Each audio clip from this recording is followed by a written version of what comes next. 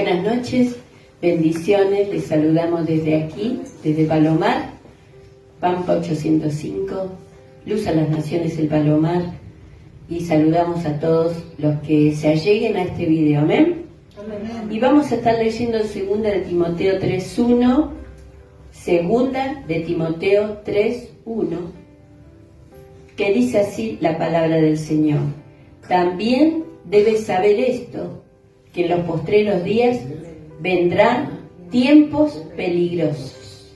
Debes saber, le dijo Pablo a Timoteo. Y en la BLA dice, vendrán momentos difíciles, la última parte. En la NTV dice, habrá tiempos muy difíciles. En la TLA dice, la gente enfrentará muchas dificultades. Y en la DHH, que es Dios habla hoy, vendrán días difíciles. Amén.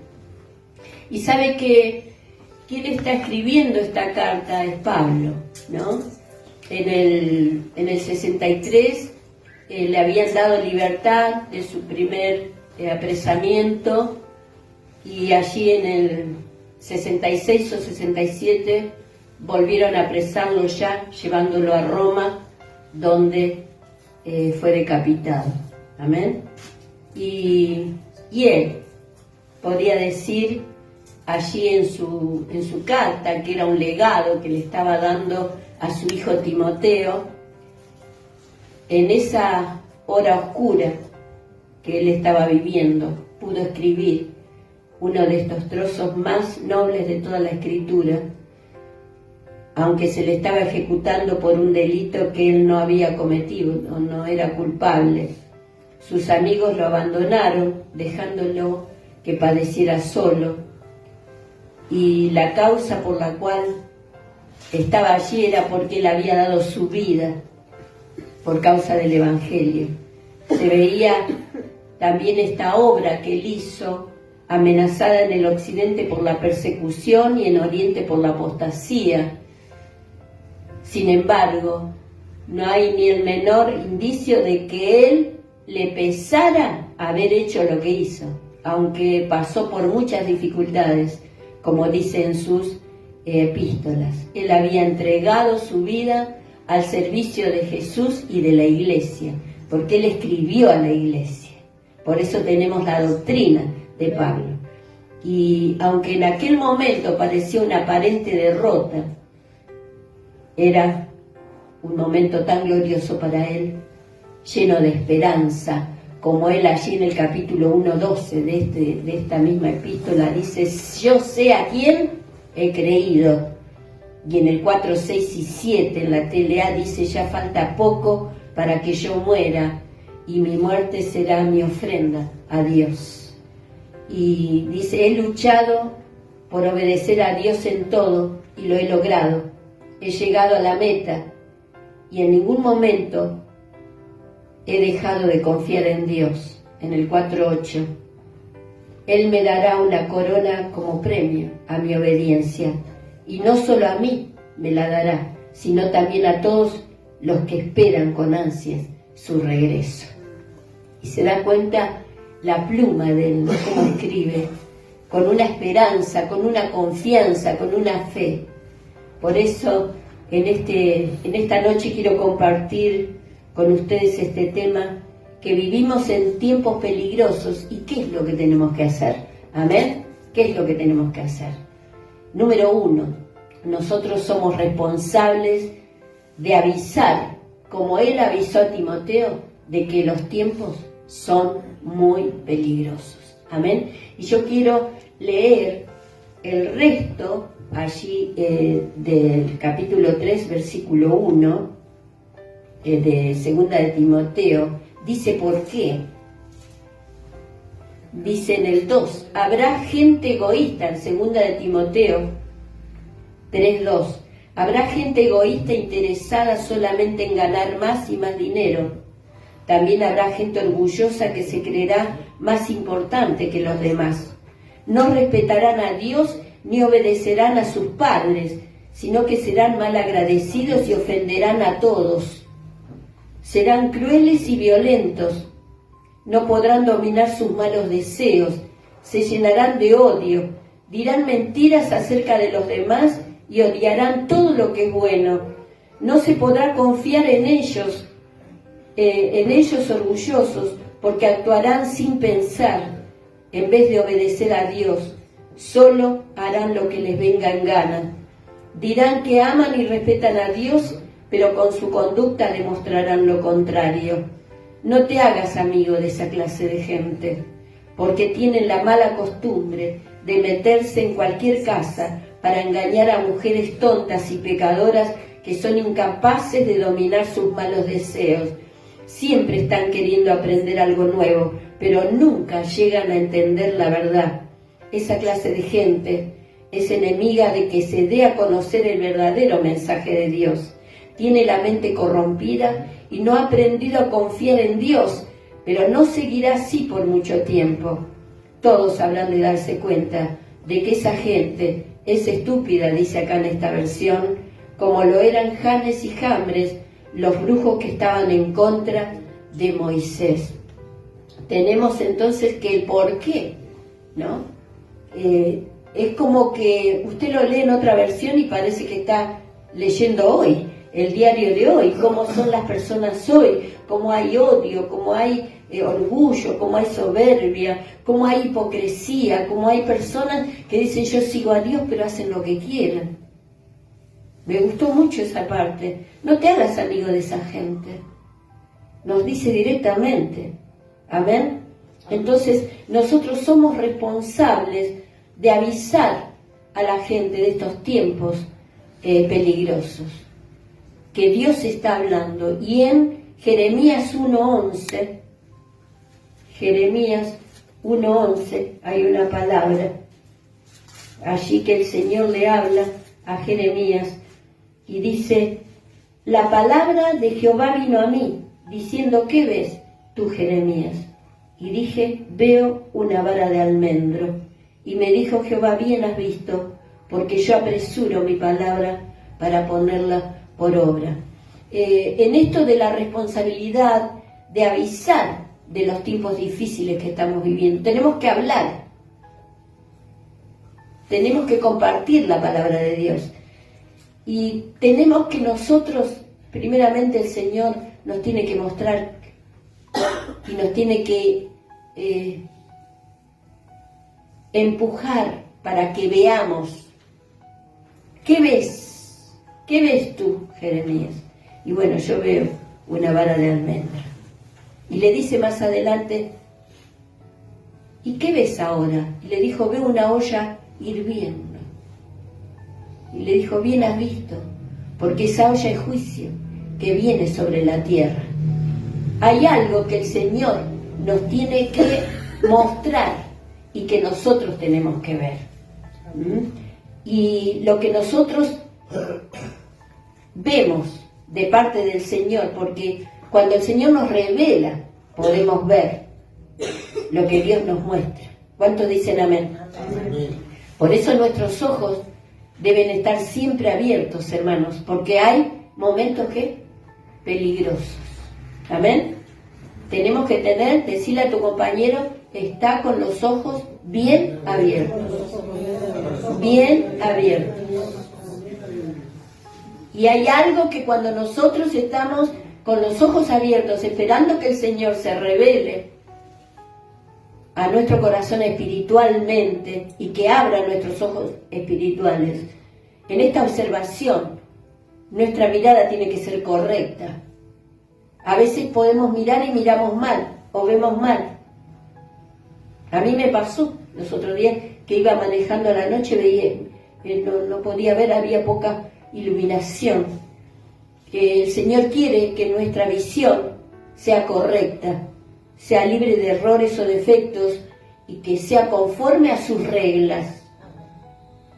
También esta observación y esto que el Señor nos muestra tiene que ser minuciosa, esa visión. Quiere decir que se detiene en las cosas más pequeñas, en lo que la mayoría pasa por alto, pero que el Señor nos hace ver las cosas pequeñas, como dice allí en cantares, cazarnos las zorras pequeñas que echan a perder las vides. Muchas personas no caen en grandes pecados, pero caen en pequeñas cosas que luego son como una ruina para toda la planta, para la iglesia y para la familia. Entonces nuestros ojos tienen que estar bien abiertos. ¿Amén? Amén. Con la mirada correcta, como Dios ve las cosas, minuciosamente. Como dice Nahum, yo en aquel día voy a buscar, con linterna dice que voy a buscar, y los voy a iluminar para buscar dónde están los errores y defectos que tienen, para no servirme. Esta visión también tiene que ser constante, quiere decir que tiene que tener una voluntad firme y continuada en la determinación de hacer una cosa o en el modo de realizarla, constante, que no se interrumpe por nada y que es hecha con intensidad, con la misma intensidad que empezamos. Estos ojos tienen que estar abiertos para poder observar, para poder dar la palabra, para poder avisar. Porque esta palabra que Pablo escribe a Timoteo nos da un resumen de lo que era en aquel entonces. ¿Se imagina lo que es ahora? Yo creo que sabemos un leve porcentaje de lo que está sucediendo en nuestra sociedad. Número 2, ¿qué hacer en estos tiempos peligrosos? Somos responsables, no solamente de oír, de ver, sino de oír lo que Dios dice. Amén. De oír. Dios tiene una palabra para cada situación. Y no sé cómo usted ha venido, pero yo sí sé que el Señor lo trajo para hablarle. Tú tienes que oír una palabra. Amén. Ahí Apocalipsis dice, el que tiene oído para oír, oiga lo que el Espíritu dice a la iglesia. Y el Señor nos está hablando. Dios tiene una palabra para tu necesidad hoy y está llegando a tu corazón. Amén. Oído abierto para captar rápidamente la guía de su voz. Dice que yo conozco mis ovejas porque ellas ¿qué? Oyen mi voz y me siguen. Y qué bueno que es conocer la voz de Dios, porque hay muchas voces que están hablando, pero que podamos conocer la voz de Dios cuando nos habla. Allí en Jeremías 42 tenemos como ejemplo al rey Sedequías. Jeremías 42, 3, 5 dice, para que Jehová tu Dios, le dijeron, venimos a ti, Jeremías, para que Jehová tu Dios nos enseñe el camino por donde vayamos y lo que hemos de hacer. Y el profeta Jeremías les dijo, he oído, he aquí que voy a orar a Jehová vuestro Dios.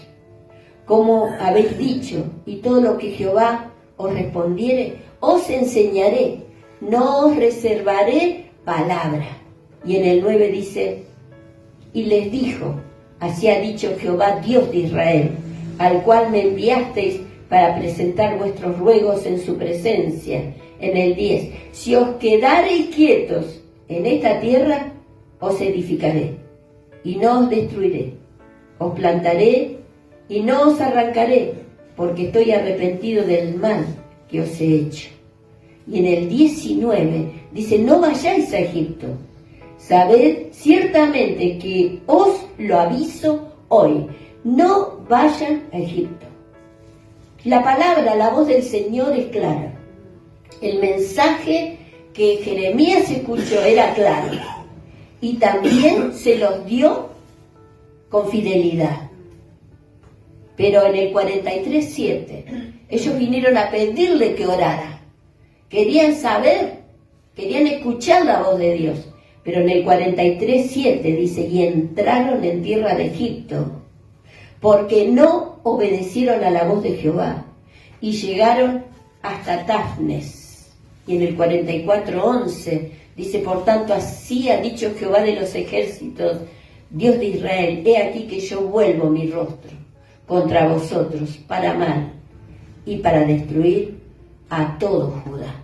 O sea que el Señor, ellos le dijeron, queremos escuchar, pero no obedecieron. Entonces el Señor también volvió su rostro contra ellos. En el 44:30b dice, así como entregué a Sedequías, rey de Judá. ¿Quién era el que le pidió que orara? Sedequías, el rey. Así como entregué a Sedequías, rey de Judá, en manos de Nabucodonosor de Babilonia, su enemigo que buscaba su vida. Ellos dijeron, vamos a Egipto, y el Señor le dio palabra a Jeremías, una palabra.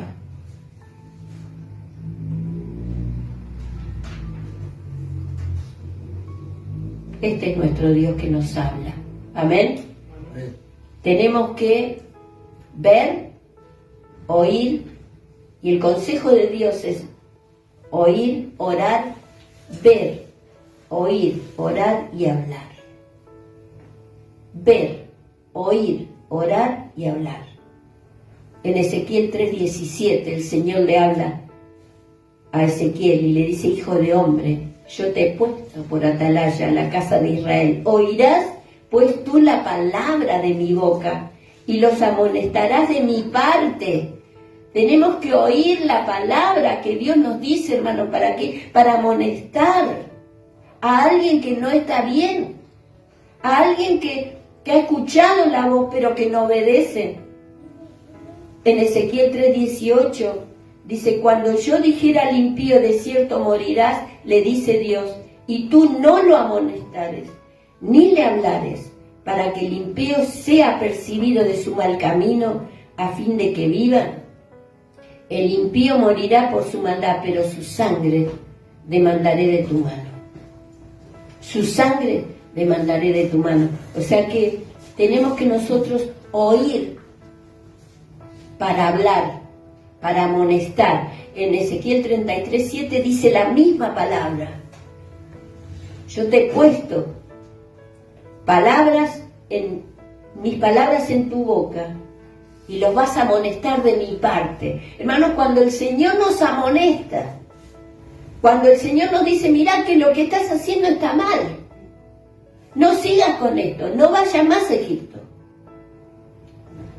Porque después, si usted lee todo, dice, porque hasta allí, hasta Egipto, voy a mandar a mi siervo Nabucodonosor, que los venza a Faraón y a todos ustedes que han descendido a Egipto. O sea que, hermanos, somos muy responsables de este tiempo peligroso que estamos viviendo. ¿De qué? De buscar revelación de Dios. ¿Qué es lo que tengo que hacer yo? ¿Qué tengo que hablar, Señor? Yo estoy viviendo, estoy trabajando, tengo mi familia, que a veces, Señor, no sé qué les pasa, están mal. Bueno, el Señor quiere que les amonestes. Y si no le obedecemos,